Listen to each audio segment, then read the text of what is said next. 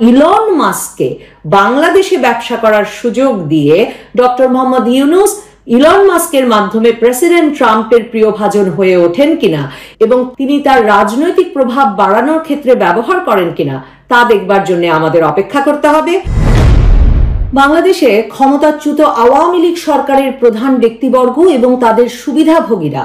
রাষ্ট্রের সুযোগ সুবিধা ব্যবহার করে কি ধরনের অর্থ সম্পদের মালিক হয়েছেন এবং ব্যবসায়িক সুবিধা নিয়েছেন তা জানতে এবং সেসবের বিচার ও প্রতিকার দেখতে যখন সাধারণ মানুষ অপেক্ষা করছেন, সে সময় দায়িত্ব নেওয়া অন্তর্বর্তীকালীন সরকারের প্রধান উপদেষ্টা ডক্টর মোহাম্মদ ইউনূস এই সময়ে তাঁর নেতৃত্বাধীন প্রতিষ্ঠানগুলোর জন্য নানা ধরনের লাভজনক ব্যবসায়িক চুক্তি সম্পাদনে কাজ করছেন। সর্বশেষ প্রধান উপদেষ্টা অধ্যাপক মোহাম্মদ ইউনূস বিশ্বের সবচেয়ে বড় ধনী ইলন মাস্কের সঙ্গে এক ভিডিও কলে বাংলাদেশে তার গ্রামীণ ফোন এবং গ্রামীণ ব্যাংকের মাধ্যমে ইলন মাস্কের স্টারলিংক স্যাটেলাইট ইন্টারনেট সেবা নিয়ে আসার বিষয়ে দেশে বিস্তারিত আলোচনা করেছেন। দেশের অন্যতম শীর্ষস্থানীয় মোবাইল অপারেটর কোম্পানি গ্রামীণ ফোনে প্রায় 34.20% মালিকানা রয়েছে গ্রামীণ টেলিকমের। গত মাসের শেষে ডক্টর ইউনূস প্রধান উপদেষ্টার পদে থাকা অবস্থাতেই এর আগে বাংলাদেশ ব্যাংক গ্রামীণ টেলিকমকে ডিজিটাল ওয়ালেট সেবা সমাধান সার্ভিসেস লিমিটেড নিয়ে আসতে পেমেন্ট সার্ভিস প্রোভাইডার পিএসপি হিসেবে অনুমোদন দিয়েছে। গ্রামীণ টেলিকম সহ ডক্টর মোহাম্মদ ইউনূসের প্রতিষ্ঠিত সবগুলো প্রতিষ্ঠান বাংলাদেশের কোম্পানি আইনের 28 ধারা অনুযায়ী গঠিত, ফলে কাগজপত্রে সবকটি অলাভজনক। মূলত সদস্যদের অনুদানেই সেগুলোর কার্যক্রম পরিচালিত হয়। গত বছর ফেব্রুয়ারি মাসে গ্রামীণ টেলিকমের তহবিলে প্রায় 4,500 কোটি টাকা ছিল বলে সে সময় বিবিসিকে জানিয়েছিল প্রতিষ্ঠানটির কর্মকর্তারা। অধ্যাপক মোহাম্মদ ইউনূস প্রতিষ্ঠানগুলোর প্রতিষ্ঠা লগ্ন থেকেই এগুলোর চেয়ারম্যান পদে দায়িত্ব পালন করছেন এবং গত 2 দশকেরও বেশি সময় ধরে এই প্রতিষ্ঠানগুলো অধ্যাপক ইউনূসের নিয়ন্ত্রণে রয়েছে বলে লিখছে বিবিসি। অক্টোবরে ডক্টর মোহাম্মদ ইউনূসের মালিকানাধীন গ্রামীণ কল্যাণের কাছ থেকে জাতীয় রাজস্ব বোর্ডের অর্থাৎ এনবিআর এর দাবি করা 666 কোটি টাকা দিতে যে রায় দিয়েছিল হাইকোর্ট, সেই রায় স্বপ্রণোদিতভাবে প্রত্যাহার করে নেয় আদালত। আর গত বছর ফেব্রুয়ারিতে আগস্টে আওয়ামী লীগ সরকারের পতনের আগে গ্রামীণ টেলিকম সহ ডক্টর ইউনূসের 8টি প্রতিষ্ঠান সরকারের অধিকৃত গ্রামীণ ব্যাংক নিজেদের নিয়ন্ত্রণে নিয়ে নিয়েছিল। প্রতিটি প্রতিষ্ঠান আসলে গ্রামীণ ব্যাংকের সদস্যদের টাকায় গড়ে তোলা হয়েছে বলে দাবি করে সে সময় গ্রামীণ ব্যাংক বলেছিল আইন মেনেই গ্রামীণ ব্যাংক ডক্টর ইউনূসের ওই প্রতিষ্ঠানগুলোর নিয়ন্ত্রণ নিয়ে নিয়েছে। 1982 সালের গ্রামীণ ব্যাংক অধ্যাদেশ এবং বাংলাদেশ ব্যাংকের কোম্পানি আইন অনুযায়ী 60 বছর পার হওয়ার পর ব্যাংকের ব্যবস্থাপনা পরিচালক পদে কেউ থাকতে পারেন না, এই কথা তুলে আওয়ামী লীগ সরকার 60 বছর বয়স পার হওয়ার কারণে ডক্টর ইউনূসকে গ্রামীণ ব্যাংকের ব্যবস্থাপনা পরিচালকের পদ থেকে অপসারণ করে 2011 সালে। 2021 সালে এসে গ্রামীণ ব্যাংকের কর অব্যাহতিও তুলে নিয়েছিল আওয়ামী লীগ সরকার। এই অবস্থায় ডক্টর ইউনূস 8ই আগস্ট শপথ গ্রহণের পর অন্তর্বর্তীকালীন সরকারের প্রধান উপদেষ্টা হিসেবে 27 আগস্ট গ্রামীণ ব্যাংক কর অব্যাহতি চেয়ে জাতীয় রাজস্ব বোর্ড বা এনবিআর এর কাছে চিঠি দেয় এবং সেই চিঠির প্রেক্ষিতে ডক্টর ইউনূসের প্রতিষ্ঠিত গ্রামীণ ব্যাংকে 2029 সাল পর্যন্ত কর অব্যাহতি দেওয়ার সিদ্ধান্ত নেয় জাতীয় রাজস্ব বোর্ড বা এনবিআর। সর্বশেষ প্রেসিডেন্ট ট্রাম্পের অত্যন্ত ঘনিষ্ঠ মার্কিন ধনকুবের টেসলার মালিক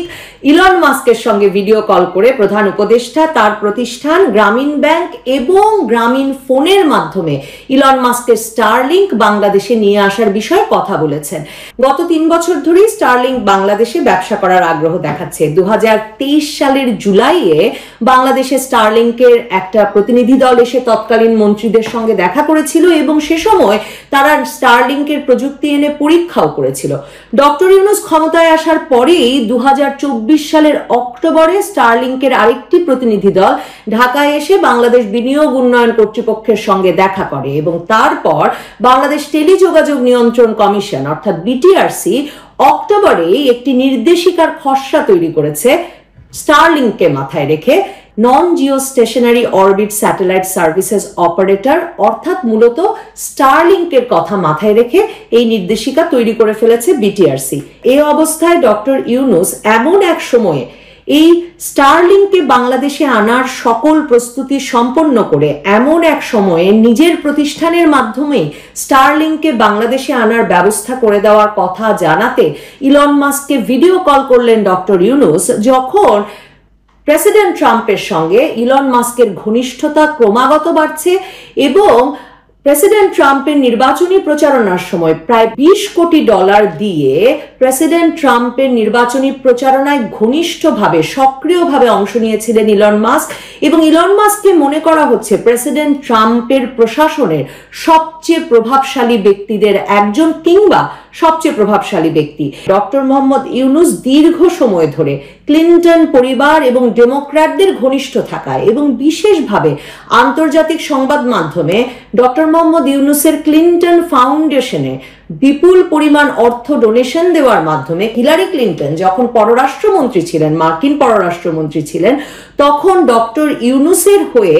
বাংলাদেশ সরকারকে, শেখ হাসিনা সরকার যেহেতু অপসারণ করেছিল ডক্টর মোহাম্মদ ইউনূসকে গ্রামীণ ব্যাংকের ব্যবস্থাপনা পরিচালক পদ থেকে, সে বিষয়ে প্রভাব খাটানো সহ ডক্টর মোহাম্মদ ইউনূসের হয়ে পররাষ্ট্র মন্ত্রিত্বের সুযোগ নিয়ে হিলারি ক্লিন্টন নানা রকম প্রভাব বিস্তার করেছেন, সে কথা আন্তর্জাতিক সংবাদ মাধ্যম এপি 2016 সালে প্রেসিডেন্ট ট্রাম্প এবং হিলারি ক্লিন্টনের মধ্যে প্রেসিডেন্ট পদে প্রতিদ্বন্দ্বিতার ঠিক আগে আগে প্রকাশ করেছিল। আন্তর্জাতিক সংবাদ মাধ্যম অ্যাসোসিয়েটেড প্রেস এপি তাদের সেই প্রতিবেদনে লেখে 2005 সাল থেকে ক্লিন্টন ফাউন্ডেশনের সঙ্গে গ্রামীণ ব্যাংক এবং ডক্টর মোহাম্মদ ইউনূস ঘনিষ্ঠভাবে কাজ করে আসছেন,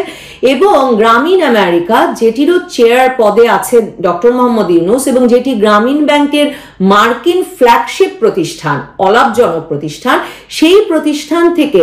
$1 লাখ থেকে $2.5 লাখ ক্লিন্টন ফাউন্ডেশনে অনুদান দিয়েছিলেন ডক্টর ইউনূস। এবং এর পাশাপাশি এপি লেখে আরেকটি গ্রামীণ প্রতিষ্ঠান যেটিরও চেয়ারপারসন ডক্টর মোহাম্মদ ইউনূস, গ্রামীণ রিসার্চ, সেখান থেকে ক্লিন্টন ফাউন্ডেশনকে তিনি $25,000 থেকে $50,000 অনুদান দিয়েছিলেন, এবং এই অনুদানের ফলে হিলারি ক্লিন্টনের সঙ্গে তার এমন একটা ঘনিষ্ঠ যোগাযোগ এবং তার মাধ্যমে ডেমোক্র্যাটদের সঙ্গে তার একটা এত ঘনিষ্ঠ যোগাযোগ তৈরি হয় যে পররাষ্ট্রমন্ত্রী পদে থেকে বাংলাদেশ সরকারের ওপর নানা রকম চাপ প্রয়োগে হিলারি ক্লিন্টন পররাষ্ট্র মন্ত্রণালয়ের বিভিন্ন কর্মকর্তাদের ব্যবহার করেন। এপির সেই সংবাদটির কোনো প্রতিবাদ হিলারি ক্লিন্টনের ক্যাম্পেইন থেকে সেই প্রেসিডেন্ট পদে নির্বাচনের আগে আগে কিংবা গ্রামীণের কোনো প্রতিষ্ঠান থেকে করা হয়নি। কাজে ধরে নেওয়া যায় যে গ্রামীণ ব্যাংকের সহ ডক্টর ইউনূসের নানা প্রতিষ্ঠানের মার্কিন যুক্তরাষ্ট্র বিপুল পরিমাণ অর্থবিত্ত এবং আর্থিক সক্ষমতা রয়েছে, যা দিয়ে তিনি আসলে মার্কিন রাজনীতিতেও প্রভাব বিস্তার করেছেন এর আগে। কাজেই এই একইভাবে এবার ইলন মাস্ককে বাংলাদেশে ব্যবসা করার সুযোগ দিয়ে ডক্টর মোহাম্মদ ইউনূস ইলন মাস্কের মাধ্যমে প্রেসিডেন্ট ট্রাম্পের প্রিয়ভাজন হয়ে ওঠেন কিনা